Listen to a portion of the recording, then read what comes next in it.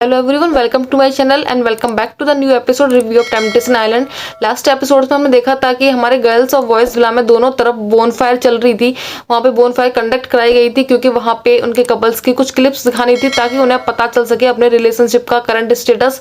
लेकिन वहाँ जब उन्हें क्लिप्स दिखाई गई तो वहाँ से उनका जो रिलेशनशिप का स्टेटस था वो बहुत ही हमें बिगड़ा हुआ नजर आया, दोनों तरफ से, लड़कों की तरफ से भी और लड़कियों की तरफ से भी। क्योंकि जो जो उन्हें क्लिप्स दिखाई गई थी उनके लिए उस क्लिप्स को डाइजेस्ट करना वो बहुत ही मुश्किल था, क्योंकि वो मूवमेंट ही ऐसा था। उन क्लिप्स को देखने के बाद हर किसी का माइंड डाइवर्ट ही होगा अपने पार्टनर की तरफ से।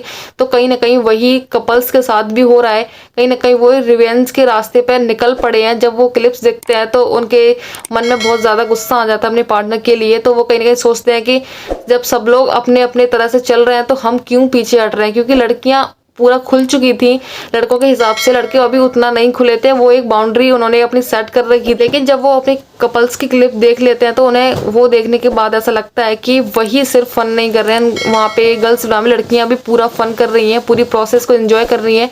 तो क्यों ना हम भी इस प्रोसेस को एंजॉय करें और जैसे फ्लो के साथ जा रहा है हमारा वैसे ही जाने दें। तो वहाँ पे भी जब बॉयज की बारी आती है तो वो अपना पूरा एंजॉय करते हैं, खुल के करते हैं, जो कि वो पहले नहीं कर पा रहे थे। टेन सबसे ज्यादा हर्ट हुए थे क्योंकि उन्होंने निकिता की कुछ ऐसी क्लिप्स देखी थी जिससे उन्हें लगा था कि निकिता उन्हें चीट कर रही है। तो वो पूरे तरह से निकिता से बैक ऑफ होना चाहते हैं। तो इसीलिए अपने आप खुद को वार्म अप करने के लिए उन्होंने नाइट डांस भी करा, लड़कियों के साथ पूरा खुल के बातें करी। वो अब निकिता के बारे में बिल्कुल भी सोचना नहीं चाहते हैं, उसके लिए कोई भी बाउंड्री सेट नहीं करना चाहते हैं, क्योंकि निकिता के लिए अब कोई भी बाउंड्री नहीं बची है। तो अभी टेन ने भी सारी लाइन क्रॉस करने की सोच ली है, लेकिन वो उस हद तक नहीं जा सकते जितना निकिता जा चुकी हैं।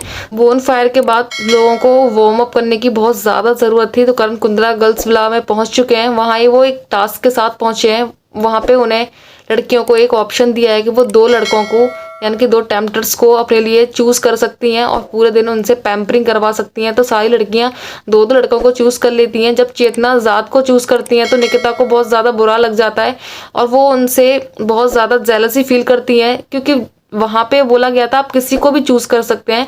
तो वहां पे निकिता को ये वाला जेलसी फैक्टर नहीं लेके आना चाहिए था, क्योंकि यहाँ टेम्पटर्स एक दूसरे को एक्सप्लोर ही करने आए, अभी तक कोई किसी का पार्टनर नहीं बनाया। तो आप किसी के लिए इतना पॉजिटिव वाइब नहीं दे सकती। लेकिन निकिता का सेम वाइब ही आता है अगर जात किसी के और के क्लोज जाते हैं या कोई और जात के क्लोज आता है। सारी लड़कियां दो दो टेम्पटर्स को चूज कर लेती हैं और उनसे पूरे दिन अपनी पैम्परिंग करवाती हैं।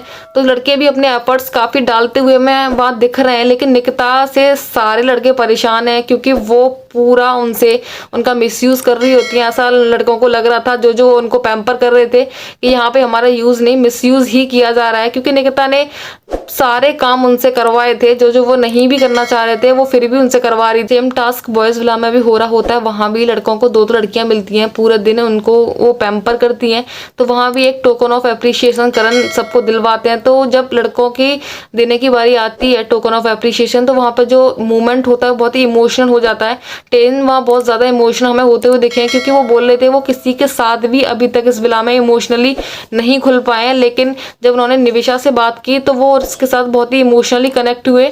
तो वो उन्हें बहुत ही इमोशनली अपना एक टोकन ऑफ एप्रिसिएशन दे देते हैं। सारे लड़के एक एक करके अपने अपने टोकन ऑफ एप्रिसिएशन दे देते हैं, जिससे वो ज्यादा कनेक्टेड फील करते हैं विला में।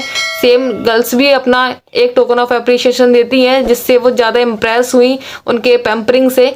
तो ये टास्क हमारा यहीं खत्म हो जाता है, एक टोकन ऑफ एप्रिसिएशन और टोकन ऑफ ग्रेटिट्यूड के साथ। इस सब के बाद घर में माहौल थोड़ा सा लाइट हमें होता हुआ दिखाई दिया है, क्योंकि सारे लोग कहीं ना कहीं किसी एक टास्क में बिजी हुए थे। जब से वो बोनफायर से वापस आए थे तो उनके मन में बहुत कुछ चल रहा था। लेकिन जो हमारे निशांक हैं उनकी जो कनेक्शन था महिमा के साथ, वो कहीं ना कहीं महिमा की तरफ से बहुत ज्यादा आगे बढ़ता जा रहा है। निशांक उसे रोकना चाह रहे हैं, तो वो महिमा को समझाते हुए भी नजर आए हैं हमें कि आप अपने तरफ से जो भी फीलिंग्स हैं आप उन पर थोड़ा सा कंट्रोल रखो, क्योंकि मैं चेतना से बहुत ज्यादा प्यार करता हूँ। जब निशांक को पूछा जाता है मस्ती में ही कि आप कनेक्शन के तौर पे महिमा को कितना पॉइंट देना चाहेंगे, तो वो 0 बोल देते हैं। उस पर महिमा को बहुत बुरा लग जाता है और वो बोलती हैं कि चेतना को उस विला में कोई ना कोई लड़का मिल जाए, ये तो डिजर्विंग है ही नहीं चेतना को, क्योंकि इसको इतना भी नहीं है कि आप किसको क्या बोल रहे हैं, इतना भी मेरी तरफ से बुरा नहीं था कि आप मेरे को 0 पॉइंट देंगे। लेकिन निशांक की तरफ से भी कहीं ना कहीं ये ठीक है, वो नहीं चाहते किसी और के साथ कनेक्शन बनाना, क्योंकि उनका जो कनेक्शन चेतना के साथ बना हुआ है बहुत ही स्ट्रॉन्ग बना हुआ है। अपनी वीडियो को यही एंड करते हैं। आपको मेरी वीडियो अच्छी लगी हो तो please like share and subscribe my channel. Thank you for watching the video and stay tuned for the next episode review.